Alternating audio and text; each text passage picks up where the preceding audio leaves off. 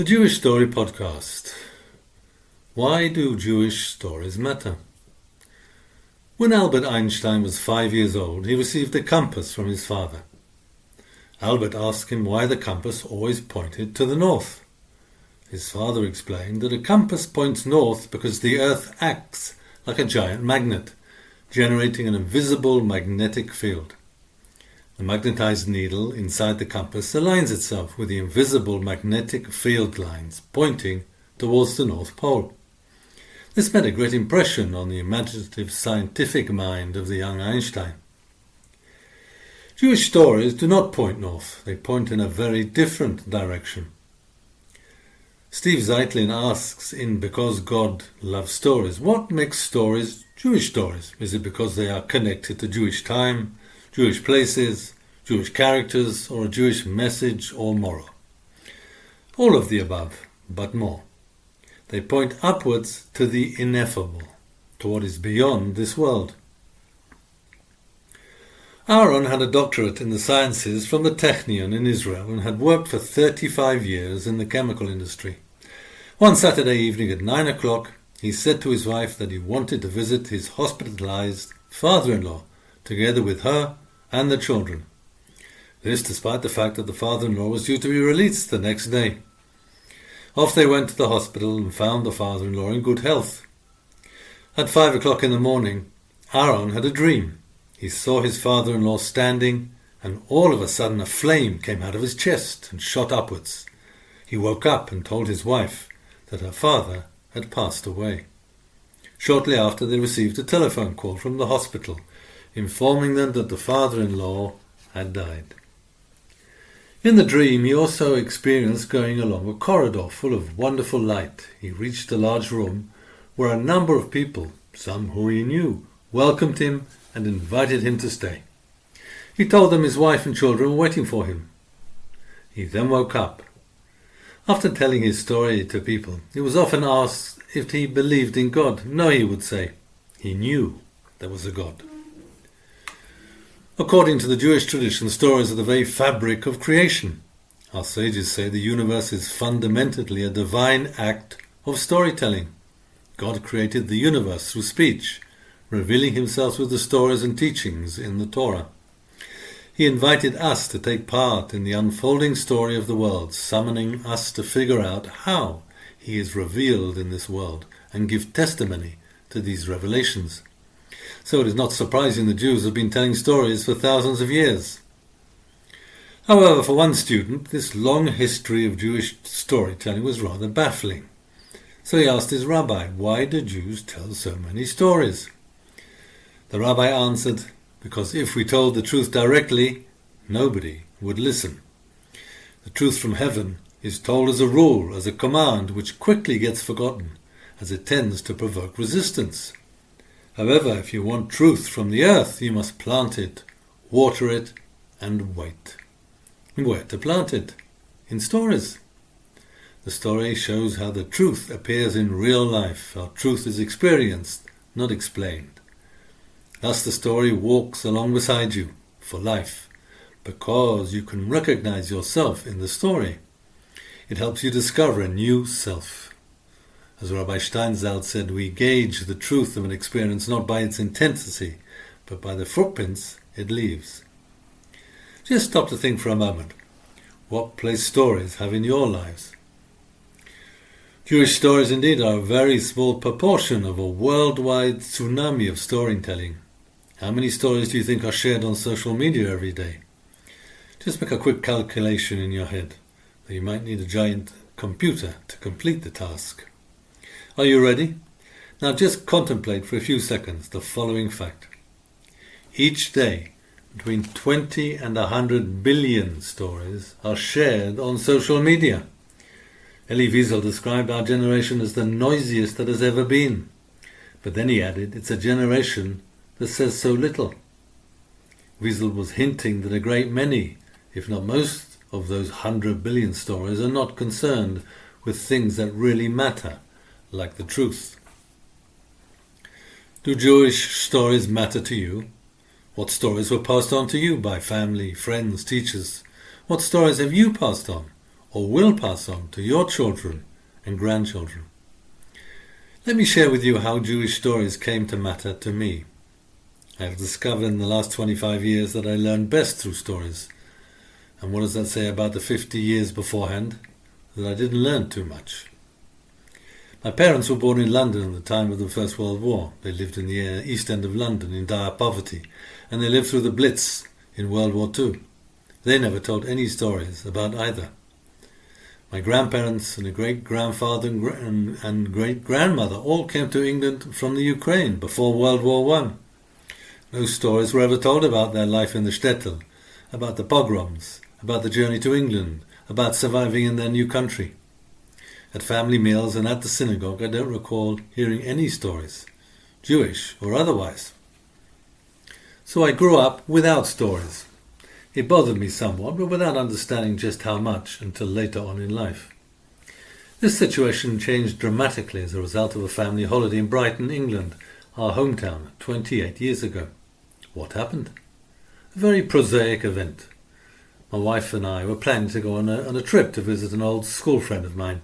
I got up in the morning, went to check the car, and discovered that the car's windshield had been stolen during the night. No windscreen, no trip. This led to a chain of events. We went for a walk around the old lanes of Brighton. Whilst walking around, we stopped at a New Age shop where one could take a photo of one's aura, a field of energy surrounding every one of us, which manifests in different colours. I took my photograph to the staff member who analysed the colours. Whilst listening to her analysis, I had an extraordinary vision.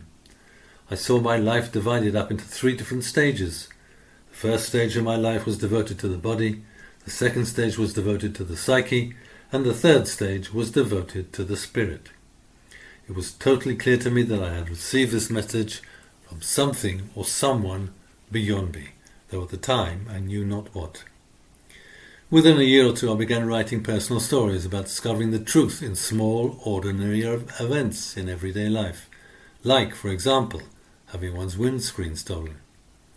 The value of such events in which something is revealed from beyond is, according to Martin Buber, not measured by the size of the event or its dramatic character. There are no small revelations, he says, for every small event becomes a vessel for something boundless. At the same time that I was opening up to divine revelation in ordinary mundane events, I discovered the world of Hasidic stories, and I began to delve deeply into the world of the Holocaust. Since then, I have been threading together stories about personal experiences, about the tales and teachings of Hasidic rabbis and their Hasidim, and stories about the lives of Jews during the Holocaust. This tapestry of stories pointed me in the direction of truth. For others, being pointed in the direction took place in very different circumstances. A Holocaust survivor who was speaking to a group of young Jews on a tour around Auschwitz told them the following story. One night in freezing weather, the inmates were ordered outside for a roll call, which lasted for hours. The survivor, only a young lad then, was the youngest inmate, and some of the prisoners nearby made a circle around him in order to protect him from the elements of the severe Polish winter. Come morning, the survivor noted a number of his protectors were lying dead on the ground. He ended the story by saying, "That's what Jews do." The survivor didn't quote the Torah about how Jews are summoned to love their fellow Jew, or how soon Jews are summoned to save lives, for that is the truth as expressed directly by God's words. He just told the story and added his own commentary of 4 words. That's what Jews do. Thus making a clear connection between the behavior of these inmates who sacrificed their lives in order to save a life, and past generations who acted similarly, but not just past generations. On October 7, Shlomo Ron, of blessed memory, a resident of Kibbutz Nachal Oz, realized that terrorists were about to break into his home. So he left the protected room and sat waiting for them in the salon. When they entered, they immediately shot him dead and moved on to the next family, thinking he was at home alone. Shlomo sacrificed himself to save the lives of his wife and daughters, sheltering in the protected room. Says Levinas, the knowledge of God comes to us like a commandment, a mitzvah. To know God is to know what must be done. Levinas sees the ethics of Jewish life as a service of God through responsibility for the neighbour, in which I am irreplaceable.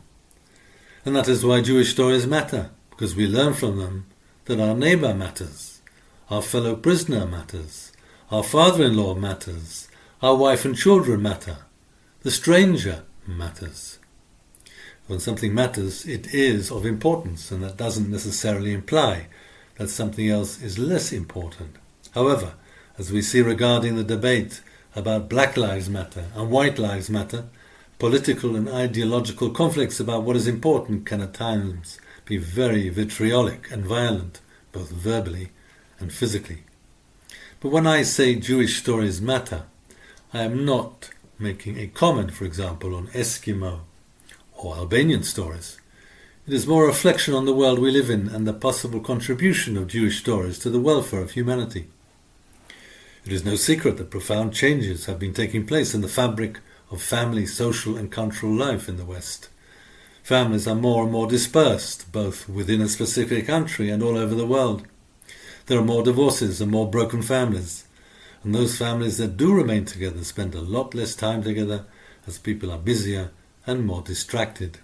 The end result is that storytelling has largely been outsourced to digital appliances.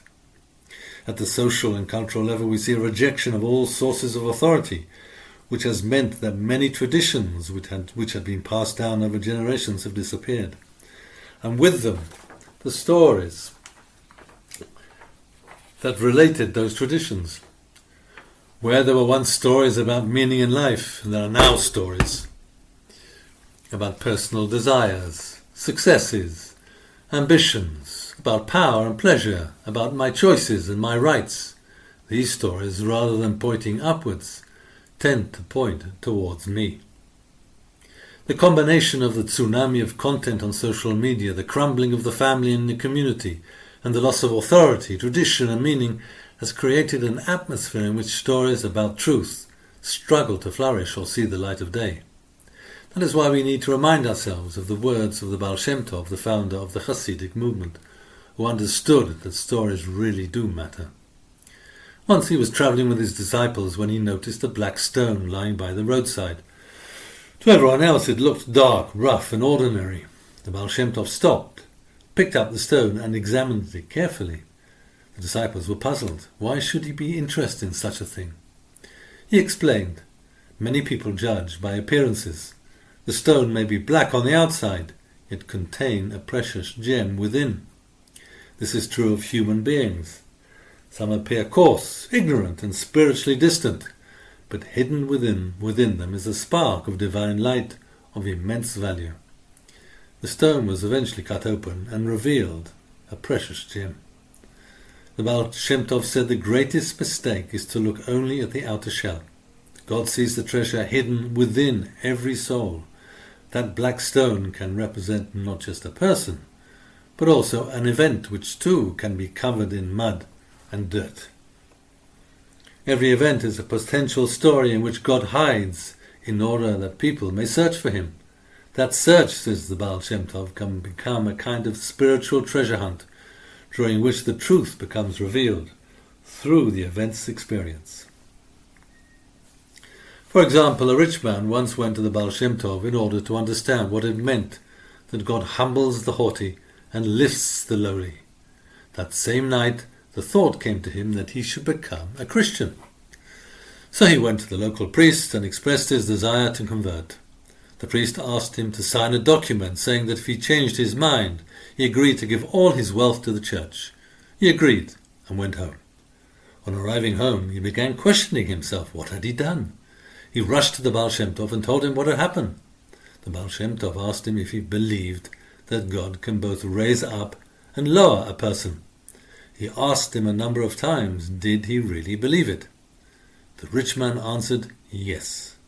Then the Baal Shem Tov told him to go home. When he got home, he heard that there had been a fire at the church. The priest had been killed, and his letter burned. In 1880, 120 years after the demise of the Baal Shem Tov, a very different question was being asked by the Russian writer Dostoevsky in his novel The Brothers Karamazov. What if there is no God? The answer that Ivan Karamazov gave is that where there is no God, there is no truth, and everything is permitted. In our postmodern world, known also as the post-truth world, story and truth dialectically oppose each other. However, Jewishly speaking, there is no tension between story and truth, as we have heard, as truth is wrapped up in the story, and it is incumbent on us to discover the truth within the story. This can often be a protracted and difficult process. A young woman from a religious family in Jerusalem wanted to marry a man not connected to the world of Torah. The father of the bride was having difficulty accepting his daughter's decision, even more so after he heard how his future son-in-law had celebrated Yom Kippur, the holiest day in the Jewish year. It was too much for him, and he went to one of the most righteous rabbis in town to ask him what to do. What had the prospective son-in-law done? He had celebrated Yom Kippur at sea on a yacht, eating rabbit steak which he had prepared on a grill, all of which were severe misdemeanors. The rabbi told the father to send the son-in-law to him. He agreed to meet with the rabbi on the condition that the rabbi would not preach to him. The rabbi agreed. The meeting took place, and the rabbi had a very cordial conversation with the prospective son-in-law. Right at the end of the meeting, the rabbi asked him why had he celebrated Yom Kippur in such a way. He told the rabbi that he had left the world of Torah some years ago, but since then his conscience had disturbed him, so he decided to do something so extreme on the holiest day of the year that finally would remove all vestiges of his conscience. After the meeting, the father went to see the rabbi, who told him that he gave approval to the marriage. The father was in shock. Why, he asked. The rabbi explained that the son-in-law had never completely disconnected from the world of Torah, for he had had a long-standing argument with God. In time, the rabbi said, he would come back to the world of Torah. And so it was. And so, in our postmodern, post-truth world, we are in need of the Jewish story to awaken in us our highest and holiest imagination. And who better to describe this process than Shlomo Carlebach? Stories seem simple. They seem to just to be giving over a tale and an event. They seem clear. They have a beginning, a middle, and an end. But as we read or listen, we realize that stories have many levels, many layers of meaning. They are strange and familiar at the same time. They tease us, invite us to play with them, to turn them inside out, to discover all the things hidden and revealed that they are actually saying. And while we wrestle with their meaning, stories, without our even realizing it, enter into the deepest depths of our being, where other forms of teaching can't reach. There they begin to do their holy work. They open up closed places, they wake up our imagination, and something new begins to happen inside us. Stories fill us with new light and new life, and that is why Jewish stories matter. Thank you for listening, and please feel free to send me your comments at petermond@gmail.com. Thank you very much.